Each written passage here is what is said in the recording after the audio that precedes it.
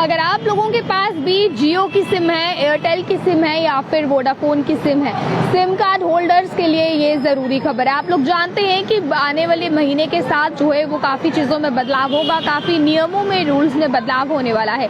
जैसे ही 1 जुलाई आएगी, आप लोगों को मैं बता दूं कि जो सिम कार्ड होल्डर्स हैं, कई चीजों में बदलाव होगा। इनकी खबर को भी ध्यान से सुनिए। अब वो कौन कौन सी चीजें हैं मैं ये आपको बता दूं। देखिए, अगर आपकी पहले सिम कार्ड जो है अगर वो गुम हो जाता था या वो टूट जाता था, खराब हो जाता था, तो आप लोग जो है वो नया सिम कार्ड इश्यू करवा लेते थे। पर अब ऐसा नहीं हो सकता है। यानी कि पहले ये होता था कि अगर आपका सिम कार्ड गुम हो गया है, आपने डुप्लीकेट निकलवाना है या जो है स्क्रैच हो गया है, कुछ भी वैसा सिम कार्ड को हो गया है, तो आप डुप्लीकेट सिम कार्ड जो है वो निकलवा लेते थे। सिम कार्ड निकलवाने के बाद आप लोग जो है वो सेम नंबर निकलवा सकते थे। बट अब 1 जुलाई 2024 से कुछ बदलाव जो है वो किए जाएंगे।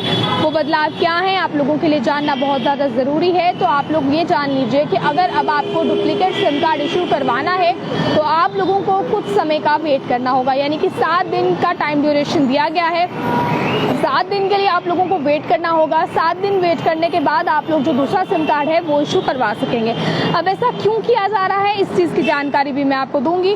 पर इस समय मीडिया रिपोर्ट्स के अकॉर्डिंग बताया जा रहा है कि मोबाइल नंबर को लेकर जो है नियम बदल दिए गए हैं। अब आप सिम चोरी होने पर या डैमेज होने पर किसी भी इस केस में अगर इस तरह का कोई केस होता है तो 7 दिन का समय लगेगा आप लोगों को नई सिम लेने के लिए। यानी कि उसी नंबर पर अगर आपको नई सिम लेनी है तो 7 दिन का टाइम अब आपको लगेगा।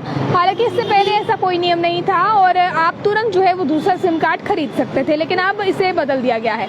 ट्राई की तरफ से सुरक्षा को ध्यान में रखते हुए ये नियम जो है वो लाए गए हैं। अब मोबाइल नंबर MNP की बात की जाए तो इसमें नियमों को बदलाव करने का फैसला किया गया है और इसी के साथ सिम स्वैप फ्रॉड को से बचने के लिए इस तरह के फैसले जो हैं और नियम जो है वो ट्राई ने लागू किए हैं। तो आप लोगों के पास भी सिम कार्ड्स हैं, आप लोग कौन सी सिम कार्ड का इस्तेमाल करते हैं, चाहे वो जियो है, वोडाफोन है या फिर एयरटेल है, आप लोगों के लिए खबर जानना उतनी ही ज्यादा जरूरी है, उतनी ही ज्यादा महत्वपूर्ण है। आप लोगों को पता होना जरूरी है। अब आपका सिम कार्ड डैमेज हो जाने पर या खो जाने पर आप तुरंत डुप्लीकेट इशूड नहीं करवा सकते हैं। आप लोगों को कम से कम भी जो है वो 7 दिन का इंतजार करना होगा अपनी नई सिम कार्ड इशूड होने के लिए।